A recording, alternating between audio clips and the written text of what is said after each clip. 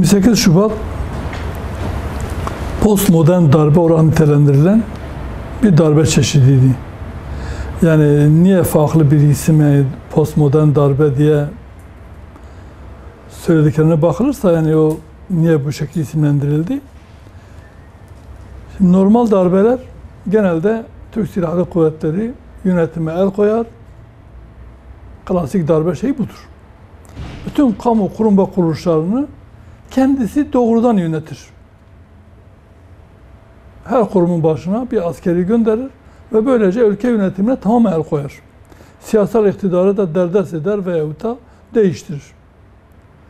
Postmodern olmasının bir orantilemesinin sebebi ise burada asker perde gerisinde duruyor. Yani yönetimin tamamına el koymadığı için sadece talimat vererek kendisine bağlı olan kişi ve kurumlar üzerinden siyasal hayatı, toplumsal hayatı tanzim etme noktasında bir rol oynamıştı. 28 Şubat postmodern darbesinin yapısı budur. Kendisi yine ana aktör askerdir. Asker bütün sivil hayattaki kamu kurum ve kurumları herkesi, başındaki herkesi kendi düşüncesine yakın olan kişilerden yine belirliyor ve tamamen dizginler ve ipler askerin elinde olduğu için bu bir darbedir. 28 Şubat darbesinin ana sebeplerinden bir tanesi siyasal iktidarı değiştirmek. Yani memnun olmadığı ve güvenmediği hükümeti değiştirmektir. Bu görünen ve kamuya asıl lanse edilen kısım, ama asıl sebep ise siyasal iktidarın el değiştirmesiyle birlikte, özellikle Refah Partisi'nin hükümet olmasıyla birlikte toplumsal hayatta görünür olmaya başlayan İslami yaşam tarzıdır. İslam'ın, şöyle diyebiliriz ona, İslam'ın toplumsal hayatta görünür olmaya başlaması, her alanda kendini göstermeye başlaması, laik kemalist unsurların bu noktada ideolojilerinin sekteye uğrama korkusuna kapılmasına sebep oldu ve İslam'la, İslami camia ve cemaatlerle mücadeleyi ön plana çıkararak bunu da temelde başörtüsü ve diğer İslami semboller bahane edilerek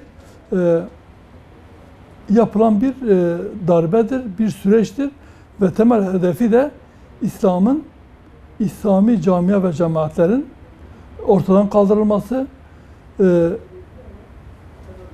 İslami yaşamın toplumsal hayattan çıkarılmasına yönelik olan bir darbedir. Topyekün bir kuşatılmışlık yaşandı. Askerlerin hakim, savcı, yargı mensuplarından tutun da diğer kesimlere kadar vermiş olduğu briefinglerle ve onların yönlendirmesi neticesinde her alanda, kamusal alan olarak tabi edilen devletin hakim olduğu alandan tutun da sokağa kadar her alanda İslami yaşamla bir mücadele başladı. Öne çıkan uygulamalara baktığımızda en başta belki dindar insanların Türk Silahlı Kuvvetleri'nden ihraç edilmesi. Yine kamudan, kamu kurum ve kuruluşlarından ihraç edilmeleri. Özellikle belki en büyük mağduriyeti yaşayan insanlar, Müslümanlar, dindar bayanlardı. Başörtüleriyle, inancının gereği takmış oldukları başörtüleriyle ve tesettürleriyle kamuda çalışma ve okullarını okuma niyetindeydiler ve bunu yapıyorlardı. kamudan atıldılar, ihraç edildiler. Okullara alınmadılar. Okullarını, üniversiteyi bitirmelerine müsaade edilmedi. İlkokullara kadar, ortaokullara kadar mesela bu uygulama getirildi. Ve başörtüsü eğitim alanının her tarafından çıkarıldı. Zorla başarı açtırıldı insanların. Zorla okullara alınmadılar. Girmeleri engellendi. Girmek isteyene hakkında soruşturmalar açıldı. Bu soruşturmaların neticesinde bir kısmı cezalandırıldı. Ve yargı yolu da tamamen kapalıydı o dönemde. Yargı yolu göstermelik olarak vardı. Başörtüsünden dolayı ihraç edilen bir bayanın ya da okula alınmayan bir bayanın gidebileceği bir merci yoktu. Gittiğinde de kapılar yüzüne kapanıyordu. Çünkü anında red cevabı alıyordu. Ve tek kaynaktan talimat aldıkları için her alanda bir mağduriyet yaşatıldı bunlara ve sesleri dahi duyulmadı. Böyle bir süreç yaşandı. En büyük mağduriyeti belki dediğim gibi başörtülü bayanlar yaşadı o dönemde. Asıl hedef İslam'ın toplumsal hayattan çıkarılması, İslam'ın görünür olmaktan çıkarılması. Asıl hedef buydu. Ve her ne kadar başörtülerle mücadele ediyoruz ya da biz başörtüyle mücadele ediyoruz gibi gösterilse de asıl hedef inancı yaşama özgürlüğüydü ve İslam'ın asıl hedef İslam'dı. İslam'ın sadece toplumsal hayattan değil, kişinin bireysel yaşamından da çıkarılmasına doğru bir amaçla hareket ediliyordu, hedefleniyordu. Kısmen başarılı oldular. Nasıl mı dersiniz? Çünkü o dönemin mağduriyetleri halen devam ediyor. 5 yıl, 10 yıl kayıp yaşayan insanlar var ve halen belki görevine dönemeyen insanlar oldu.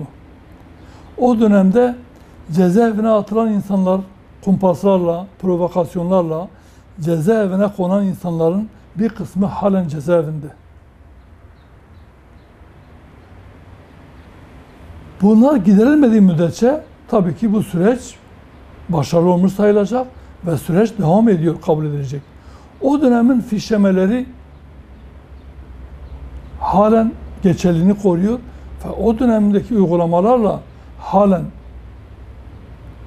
devlet işlem görüyor, işlev yapıyor. Bundan dolayı biz diyebiliriz ki kısmen de olsa başarılı olmuşlardır. Bir diğer yönü başörtü üzerinden İslami yaşamla mücadele edildiği için bir müddet sonra başörtünün şekli değişti. Tesettür başörtüsü bir tesettür olmaktan çıkarıldı. Şu an günümüze geldiğimiz noktada başörtüsü bir aksesuar konumuna getirildi. Tesettür başörtüye indirgendi. Bayanların tesettür anlayışı değişti. Ve şu an başörtülü tesettürsüzler çoğaldı. Bu hale getirildi. Bu da 28 Şubat sürecinin başarılarından bir tanesi sayılabilir. O dönemin uygulamalarının başarılı olmuş bir yansımasıdır. 28 Şubat sürecinde sadece askerler rol almadı. Siyasetçiler vardı. Öğretim görevlileri yükün başında bulunan ve bu işi kendine dert edinen, özellikle başörtüyle ve İslam'la mücadeleyi dert edinen insanlar vardı. Ve onlar bütün üniversitelere bu yasağın İslami başörtüsü ve diğer İslami sembollerin yasaklanması yönünde talimatı veren ve uygulayan insanlardı. Yine İslam'ı ve İslami yaşamı kendileri için tehdit olarak gören ulusalcı ve kemalistler vardı. Dernekler vardı. Ve bu işte başat rol oynadılar bu dernekler. O dönemde tetikçi gibi çalıştılar bu dernekler. Yine o dönemde buna sessiz kalan bazı İslami kesimler vardı. 28 Şubatçılarla kol kola girip onların önünü açan bazı İslami yapılar oldu. Yani Gölen grubu gibi. O dönemde tesettür mücadelesi, başörtü mücadelesinin önünde en büyük engeli koyan ve o mücadeledeki birliği baltalayan bir açıklamayla, başörtüsü teferruattır açıklamasıyla, kendine mensup olan bütün insanların başını açtırmasıyla diğer mücadele eden insanlar yalnız bırakıldı. Ve başarılı olmaları, bu mücadelelerini kazanmalarının önündeki en büyük engellerden bir tanesi safların parçalanması, ahengin bozulmasıydı. O yüzden o dönemde sadece askerler rol almadı. Toplumun farklı kesimlerinden birçok kişi ve kurum orada rol aldı ve bu şekil sürecin belki başarılı olmasında kısmen de olsa etkileri oldu bu insanların. Sadece bir kısım askerlerle ilgili olarak dava açıldı. Ve bu dava neticesinde de 3-5 askere ceza verildi. Böylece dava kapandı. Yani sanki 28 Şubat sürecini yapan oradaki 3-5 asker, 3-5 paşa ya da general gibi algılandı. Halbuki o dönemde TSK'nın hepsi bu işin içerisindeydi. Siyasi partilerin, Refah Partisi hariç, diğer tüm siyasi partiler bu işin içindeydiler. Ve Refah Partisi'nin iktidardan ettiler, hükümetten ettiler. O baskıyla ve yerine darbecilerin istemiş olduğu bir hükümet kuruldu. Ve darbecilerin emir ve talimatlarını olduğu gibi uygulayan bu yeni hükümet, koalisyon hükümeti, bir nevi onların kararlarının uygulayıcısı ve tetikçisi olarak rol aldı. Taşeronluk görevi gördüler. Ve bu insana yönelik hiçbir şey yapılmadı. Hukuki anlamda hesap sorulmadı bunlardan. Yine üniversitelerde dediğimiz gibi üniversitelerde YÖK'ün başında bulunan ve üniversitenin başında bulunan dekanlar, hocalar hiçbir şey yapılmadı. Yine bu işin temel uygulanan bir tanesi biri olan Milli Eğitim ve bağlı okullardaki yöneticiler hiçbirine hesap sorulmadı. Hatta birçoğu terfi etti ve birçoğu halen şu anki iktidarla birlikte çalışıyor veyahut da terfi ederek iktidarın bir nevi yeni süreçte iktidar içerisinde yer alan kesimler var. O yüzden bir kesim değil, birden fazla kesim vardı ve bunlardan sadece askerlerden 3-5-10'un da göstermelik olarak 5-10 tanesinin yargılanmasıyla dosya kapatıldı. Sanki 28 Şubat süreci bitti ve hesaplaşıldı. Gerçek bir hesaplaşma olmadı. Sadece görüntüde, görünürde bir dava açarak bir nevi toplumun gözü boyandı ve bir algı oluşturuldu. Sanki 28 Şubat süreci hesaplaşılmış gibi hesaplaşma olmadı. Ve o dönemde rol alanlar halen görevlerinde, emekli olduğu bir kısmı, emekli olmayanlar da şu an aktif olarak terfi ettirilerek görevlerini devam ettiriyorlar. Maalesef mağduriyetleri halen devam ediyor. O dönemde kamudan ihraç edilen insanların birçoğu geriye dönemedi. Özellikle Türk Silahlı Kuvvetleri'nden ihraç edilen birçoğu geri dönemedi. Perişanlık içerisinde, sefalet içerisinde hayatlarını devam ettirdiler ve birçoğu hamallık yapmayı, yani o dönem albay olan, binbaşı olan ya da subay olanların birçoğu geçimlerini hamallık yaparak sağlamak zorunda kaldı ya da seyyar satıcılık yaparak geçimlerini, ailesinin geçimini yapmak zorunda bırakıldı. Ve o dönemde fişlenenlerin birçoğu geriye dönemedi. Çocukları dahi halen bu fişlemeden dolayı mağdur olmuş durumda. Yine başörtüden dolayı atılan bayanların birçoğu yıllarca dönemedi. Ve orada aynı dönemde emsalleriyle beraber çalıştıkları o dönemdeki pozisyonlara gelemediler. O aradaki mağduriyet 5 yıl, 10 yıl ihraç edilmiş olduğu dönemdeki mağduriyet geriye dönüşleri kabul edenler için söylüyorum. Geriye döndüler ama diğer meslektaşlarından 5 yıl veya 10 yıl şu an hizmet süresi açısından geri kaldılar. Emeklilikleri ötelenmiş oldu. Meslektaşların bir kısmı emekli oldu. Kendileri halen çalışmak zorunda kalıyor. Bu ilerlemiş yaşlarına rağmen. Bu durumda onlar var. O nedenle bu mağduriyete giderilmedi. Ya da üniversitelerini bırakmak zorunda kalan, üniversiteden atılan insanlar oldu, öğrenciler oldu. Bilahare üniversitelerine yıllar sonra, 5 yıl, 10 yıl sonra dönebildiler ve üniversitelerini bitirdiler. Şu an meslektaşlarıyla ya da işte kendi yaşıtlarıyla, kendi emsallerinden 5 yıl, 10 yıl geriden şu an takip ediyorlar onları. Bu da bir hak mağduriyetidir. Bunun saklanması lazım. Ergenekon davalarında gördük. Ergenekon davalarında daha sonra Anayasa Mahkemesi'nin müdahalesiyle ve FETÖ darbesinden sonra hükümet Ergenekon'da yargılanan askerlere ve diğer çalışanlara, kamudaki görevlilere işi düştüğü için onlarla FETÖ'yle mücadele edebilme adına onlarla beraber çalıştı ve hepsinin mağduriyetlerini geri verdi.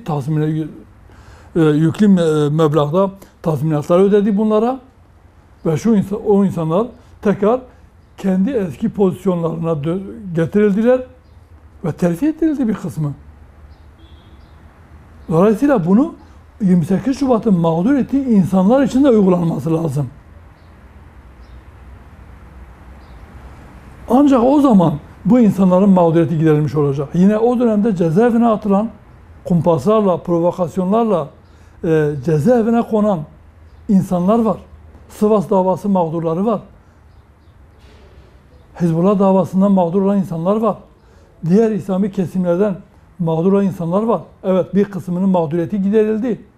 Ama halen yüzlerce insan haksız yere iftiralarla cezaevinde. O dönemin briefingli yargısı tarafından, çünkü hepinizin malumudur, o dönemde savcılar, hakimler Genelkurmay'a gidip orada ayakta briefing almışlardı.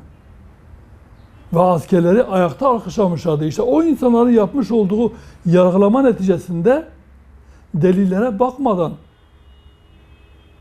savunmalara bakmadan sadece iddialar doğru kabul edilerek birçok insan cezalandırıldı. Ve halen cezaevinde aileleri, çocukları perişan durumda. Bu insanların mağduriyetinin giderilmesi lazım. O yüzden 28 Şubat'ın bu mağduriyetin de giderilmesi lazım ki 28 Şubat'la hesaplaşılmış olabilsin. 28 Şubat'la yüzleşilebilsin. 28 Şubat mahkum edilebilsin. Bir yandan 28 Şubat'ta hesaplaşıyoruz denecek, bir yandan mağduriyete devam edecek. Ve halen o dönemde mağdur edilen, 28 Şubat'ın mağdur ettiği insanların, fişlenen insanların çocukları bugün onun acısını çekiyor, güvenlik soruşturmalarına takılıyor, mülakatlarda eleniyor. Ciddi bir hesaplaşma olması lazım. O dönemde rol alan siyasetçisinden askerine kadar, öğretim görevlisinden diğer memuruna kadar aktif rol oynayan, hatta sivil toplum kuruluşlarına, derneklerine kadar o dönemde aktif rol oynayan ve bu mağduriyetlerin yaşanmasına sebep olan herkesten hesap sorulması lazım ve herkesin yargılanması lazım. Bu bir. İkincisi, o 28 Şubat gibi süreçlerin yaşanmaması adına durumdan vazife çıkaran kişilerin ve kurumların bu yetkilerini elinden alması lazım. TSK'ya durumdan vazife çıkaracak bir pozisyonda yetki verilmemesi lazım. Toplumsal hayata müdahale yetkisi verilmemesi lazım. Tamamen hükümetin kontrolünde bir konumda olması lazım. Yine kamuda görev yapan yetki bürokrasi, devlet bürokrasisinin daha doğrusu devlet bürokrasisinin bürokratik gücünün tırpanlanması lazım. Kontrol altına tutulması lazım. Bu bürokrasi devam ettiği müddetçe, bürokratik hegemonyaların devam ettiği müddetçe mağduriyeti yaşatmaya devam ediyor. Bugün dahi bakıyorsunuz ki buna yaşatılabiliyor. Mesela geçenlerde çıktı. Gözaltına alınan başörtülü bayanların başörtülerinin gözaltındayken alınması. Bu da 28 Şubat sürecinin o dönemin uygulamanın bir tanesidir. Ve halen devam ediyor. Bak görüyorsunuz yani yine demek ki durumdan vazife çıkartanlar olabiliyor. O yüzden durumdan vazife çıkartanlara elinden malzemelerini almak lazım. Nedir bu malzeme? Nasıl olacak bu malzemeyi alma? Bu inancı yaşama anayasal güvenceye bağlanması lazım. Sadece yönetmeliklerdeki bir iki değişiklikle olmaz. İktidar değişince yeni gelen iktidar istediğini yapabilecek ya da iktidar zayıflayınca, kan kaybedince, güç kaybedince bürokrasi eski kodlarına dönecek ve tekrar o mağduriyeti yaşatacak. Onun için özellikle bayanlar açısından baktığımızda tesettürün, başörtünün anayasal güvenceye bağlanması lazım ve kılık kıyafet bu noktada inancı gereği örtünme anayasal güvence altına bağlanması lazım ve hiçbir yasayla buna müdahale edilememesi lazım. Yönetmeliklerle müdahale edilememesi lazım ya da genelgelerle müdahale edilemeyecek bir konuma getirilmesi lazım. Kısaca inancını yaşama gerek kamusal alanda gerekse özel alanda her alanda anayasal güvencede olması lazım. Hiçbir şekilde buna müdahale edilmemesi lazım. İslami camia ve cemaatlerin bu konudaki çalışmalarına engel olunmaması lazım. Toplumun gerek toplu gerekse bireysel olarak inancını yaşamasına engel olunmaması lazım. O yüzden dindarların örgütlenme özgürlüğüne müdahale olmaması lazım. Sadece kağıt üzerindeki yani bazı yasal düzenlemelerdeki varsayılan özgürlüklerin güçlendirilmesi lazım. Özellikle inanç noktasındaki özgürlüğün güçlendirilmesi lazım ve buna müdahale ağır bir şekilde cezalandırılması lazım. Bir yaptırıma bağlanması lazım. Yani inancı yaşamaya müdahalenin ağır bir yaptırıma, bir müeyyide bir cezaya bağlanması lazım. Ve bunun sadece kağıt üzerine kalmaması lazım. Pratikte de uygulanması lazım ki kötü niyetliler bir daha buna teşebbüs edemesin. 28 Şubat darbecileri gibi o döneme heveslenenler bir daha buna heveslenmesin. O yüzden bir cezai müeyyide getirilmesi lazım. Yani şu an anayasal güvenceye başörtüsü anayasal güvenceye bağlı değil. Başörtüsü ya da tesettür sadece yönetmelikte yapılan bir değişiklikle yani yönetmelikte daha önce şöyle bir ibare vardı. Kamuda çalışan veyahut öğrenciler için başı açık ibaresi yazıyordu. Kılık kıyafet yönetmeliklerinde başı açık ibaresi yazıyordu. Başı açık ibaresi yönetmeliklerden çıkarılınca dolayısıyla başı örtülü olabilir. O ibare çıkarıldı Ve şu an iktidarın el değiştirmesiyle ya da bir bakanlığın, herhangi bir bakanlığın, çünkü yönetmeyi yapma bakanlıklar bu işi yapıyor.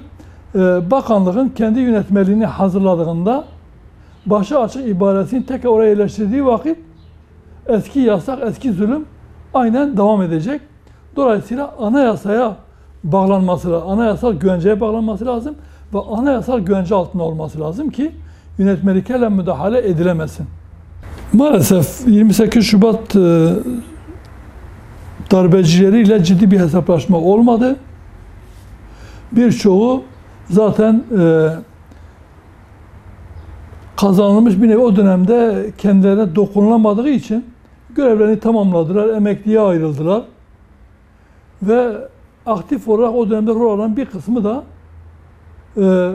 o dönemde başörtü yasağı için başörtüleri okullara, kurumlara, devlet hayatı almayan fişleyenler iktidarın el değiştirmesiyle iktidardan yana bir görüntü çizdikleri için şu an iktidar bunları, hükümet bunları terfi ettirip halen bu insanlar görevlerinde devam ediyorlar.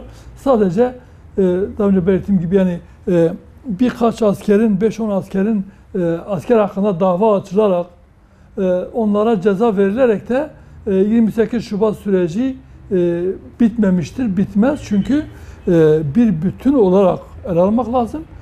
TSK'da o dönem görev alan hemen hepsi işin içindeydi. O dönemde siyasetçiler vardı, dahil edilmediler bu davaya. Bürokratlar dahil edilmediler. Öğretim görevlileri, YÖK'ün başında bulunanlar dahil edilmediler bu davaya. Dolayısıyla sadece asker ayağıyla yetinildi. 28 Şubat'ın sivil ayağına dokunulmadığı için eksik bir soruşturmaydı ve eksik bir karardır. Dolayısıyla burada istenen amaç hasıl olmamıştır, hesaplaşılmamıştır, hesap sorulamamıştır. Maalesef 28 Şubat döneminde yapılan fişlemeler devlet hafızasında olduğu gibi duruyor.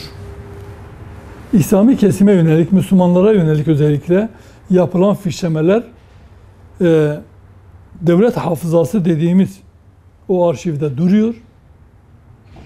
Ve bugün o dönemde fişlenenler dahil olmak üzere, onların çocukları da dahil olmak üzere ya da akrabaları dahil olmak üzere kamuda herhangi bir işe girerken o dönemin fişlemeleri önlerine çıkıyor ve o dönemde fişlenmiş olan o insanların kendileri ve çocukları, yakınları bugün kamuya memur olarak alınamıyor, işe giremiyor.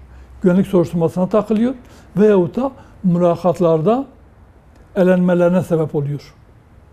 Dolayısıyla o dönemin uygulamaları, o dönemin fikri halen etkisini devam ettiriyor ve o dönem uygulamaları da zaman zaman kendini gösteriyor.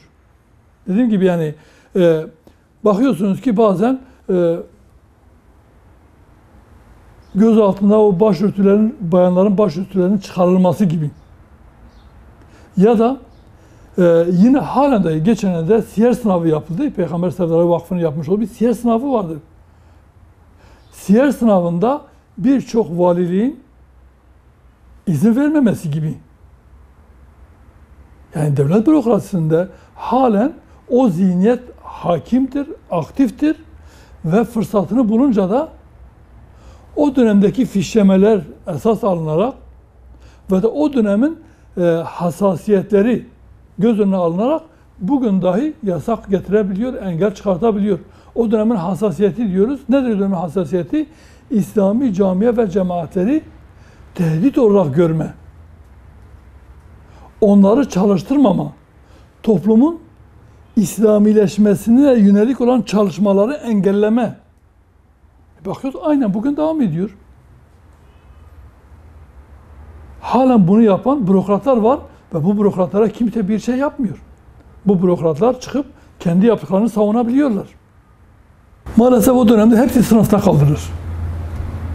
İnsan hakları kuruluşlarının hiçbiri o dönemde mağduriyet yaşanan insanın yanında yer almadı. Onların faaliyetlerine destek vermedi. Onların direnişlerine destek vermedi. İslami camiye ve cemaatler dahil Başörtüler üniversitelere alınmayınca hiçbir camia ve cemaat ya da insan hakları kuruluşu gidip de onların arkasına durmadı. Destek vermediler. Medyalarında yazıp çizmediler. Bilakis İslami camia ve cemaatlerin bir kısmı ya da insan hakları kuruluşlarının ya da siyasi partilerin bir kısmı aman bize bulaşmasın, asker bize bulaşmasın, bizi hedefe koymasın diyerek onların yanında yer aldılar. Onların istediği şekilde başlık attılar. İslami kesimlerden işte yürüyüş yapıp diyelim yürüyüşlerle legal anlamda protestolarla kendini hakkını savunmak zorunda kalan insanları terörist ilan ettiler. Terörist diye manşet yaptılar. Kendi elemanlarına, üyelerine aman ama onlarla beraber görülmeyin, oraya gitmeyin dediler. Ve o dönemde özellikle üniversitede başörtüsüyle mücadelesi için, tesettürü okuma için mücadele veren bayanlar, öğrenciler yalnız bırakıldı. Yani dindar erkek öğrenciler de yeteri kadar sahiplenmediler.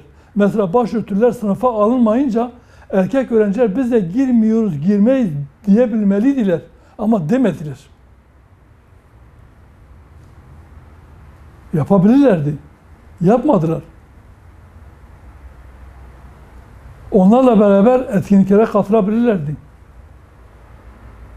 Yapılmadı bu. Maalesef yani o dönemde bazı kesimler bunu suistimal ettiler. Başörtüden dolayı okuldan atılan bu bayanları istismar ettiler. Ya da kamudan ihraç edilen bayanları baştan dolayı başka çalışamadığı için onları götürüp kendi kurumlarında asgari ücretle ya da asgari ücretin altında bir ücretle çalıştırdılar. O dönemin uygulamalarının bir tanesi de buydu. Bunu sadece diğer kesimler yapmadı. Bunu dindar görünümlü olan insanlar da bunu yaptı. Bu mağduriyetleri yaşattı onlara. O açıdan ciddi bir sahiplenme olmadı. Yani çok az sayıda kişi ya da kurum diyebiliriz ki belki o dönemde bu 28 Şubat mağdurlarının arkasında durdu, sahiplendi ya da onların derdine derman olmaya çalıştı. Çok az kişi. Büyük bir kısmı güçlünün yanında yer aldılar, darbecilerin yanında yer aldılar. Onların istediği şekilde hareket ettiler ve kendi camialarını büyütme veyahut da diğer kesimlerin mağduriyetlerinden kendine pay çıkarma, alanlarını genişletme derdine girdiler, çabasına girdiler. 28 Şubat sürecinde askere arka çıkan, İslami kesimlerin direnişini bölen, safları bir olmaktan çıkarıp araya şüphe koyan ya da işte o direniş gösteren kesimleri yalnız, böyle bayanları, başörtülü bayanları üniversitede yalnız bırakan Gülen camiasıydı. En büyük, en başta oydu. Diğerlerinin ismini var zikretmeye gerek yok. Yani darbeyle ilgili olduğu için. İşte o dönemde palazlanan, sırtını 28 Şubatçılara dayanan, bütün imkanlarını 28 Şubatçıların hizmetine sunan, hatta hatırlayın, bütün okullarımı hepsini devredebilirim. Gerek Türkiye'de gerek dışarıdaki bütün okulları ben devrederim. Devredeceğim diyebilen bir kesim, bir şahıs vardı. Ve o dönemde onların hamileri olan bir çevik bir paşaları vardı. Ve o dönemde palazlanan bu insanlar 15 Temmuz darbe girişimini yaptılar. 15 Temmuz'da aynı 28 Şubatçılar gibi siyasal iktidarı, hükümeti devirmek için bir darbe girişiminde bulundular. Yalnız mı yaptılar? Yok. Bakıyorsun ki darbecilerin profiline baktığımızda ulusalcılar var, Kemalistler var, milliyetçiler var. Hepsiyle birlikte bu darbe girişimini yaptılar. 28 Şubat sürecine baktığımızda da ulusalcılar, Kemalistler, milliyetçiler,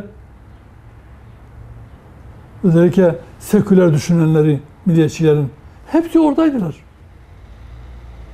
Ve darbeyi alkışlayanlardı.